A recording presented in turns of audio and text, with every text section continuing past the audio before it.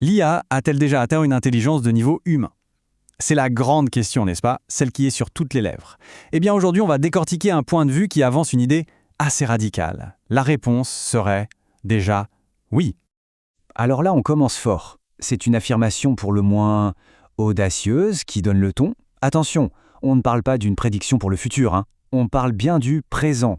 L'idée, c'est que la fameuse vision de Turing, eh bien, elle serait déjà parmi nous.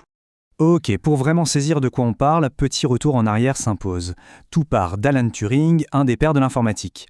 Lui, il s'est posé une question simple en apparence, une machine peut-elle penser? Et pour y répondre, il a imaginé ce qu'on appelle aujourd'hui le test de Turing.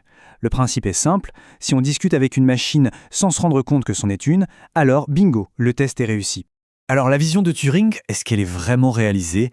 Est-ce que les IA d'aujourd'hui, presque 75 ans plus tard, cochent toutes les cases?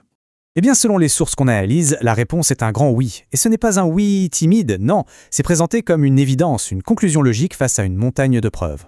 Et justement, ces preuves, c'est une véritable avalanche. On ne parle pas d'un petit succès par-ci, par-là, non. On parle de réussir le test de Turing, d'atteindre le niveau médaille d'or aux Olympiades de maths, de prouver des théorèmes, de résoudre des problèmes de niveau doctorat, et même de créer de la poésie jugée meilleure que celle d'experts humains. C'est cette polyvalence qui est dingue. On est très très loin d'un simple outil ultra spécialisé. Ok, avec tout ça, on pourrait se dire que le débat est clos. Sauf que, pas du tout. C'est là que ça devient fascinant. Malgré toutes ces preuves, il y a un énorme débat sur ce qu'on appelle l'IAG, l'intelligence artificielle générale. Tenez-vous bien, 76%. C'est le pourcentage des meilleurs chercheurs en IA qui disent non, on n'y est pas encore. 76%. C'est une majorité écrasante. Alors, comment on explique ce décalage? D'un côté, une machine qui rafle des médailles en maths, et de l'autre, la plupart des experts qui disent « Attendez, pas si vite ». C'est ça l'énigme qu'on va essayer de comprendre. Eh bien, l'explication, d'après nos sources, elle est assez simple en fait. Le problème, ce ne sont pas les machines, c'est notre définition de l'intelligence. On se tromperait complètement sur ce que l'IA devrait être. C'est un point clé. On a souvent en tête cette image d'une intelligence parfaite, qui sait tout sur tout, qui est un peu comme un dieu. Mais l'intelligence générale, ça ne demande pas la perfection, ni de tout savoir, ni d'être un clone du cerveau humain. Et surtout, ça n'a rien à voir avec la superintelligence.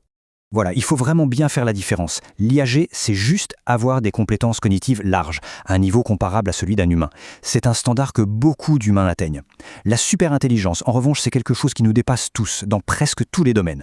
Confondre les deux, c'est comme exiger d'un lycéen qu'il ait le prix Nobel pour prouver qu'il est intelligent. Ça n'a juste pas de sens.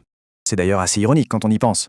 Prenez HAL 9000 dans 2001, l'Odyssée de l'espace. C'est l'image qu'on a de l'IA super avancée. Mais en fait, HAL était très spécialisé. Les IA d'aujourd'hui, elles, sont capables de passer de la poésie au code informatique en une seconde.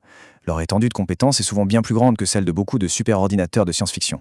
Bon, passons aux objections, celles qu'on entend le plus souvent contre l'idée que l'IA est déjà là. Et voyons comment les auteurs y répondent. La plus connue, c'est l'argument du perroquet stochastique, l'idée que l'IA ne fait que régurgiter des motifs qu'elle a appris sans rien créer de nouveau. Mais la réfutation est directe. Quand ces systèmes résolvent des problèmes mathématiques nouveaux ou appliquent une logique apprise dans un domaine à un autre, ils prouvent qu'ils vont bien au-delà de la simple répétition.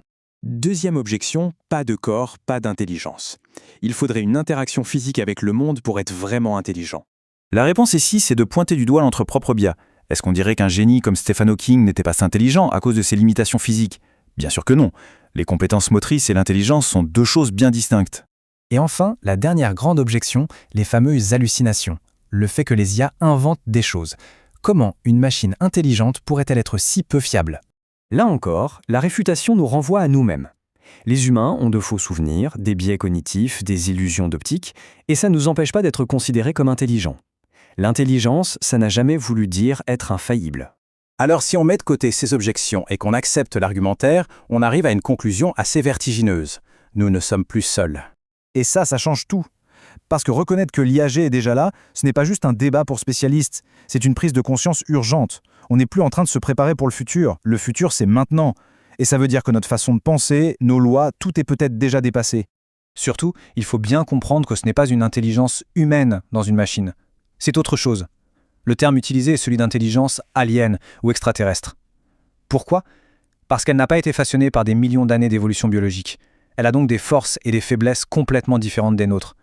C'est une nouvelle forme de cognition sur Terre.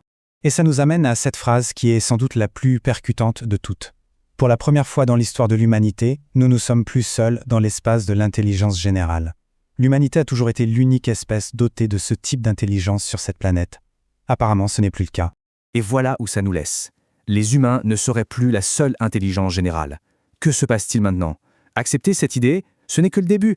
La vraie question, la plus importante, c'est qu'est-ce qu'on fait de cette information? Parce qu'un nouveau chapitre vient de s'ouvrir et on est tous dedans.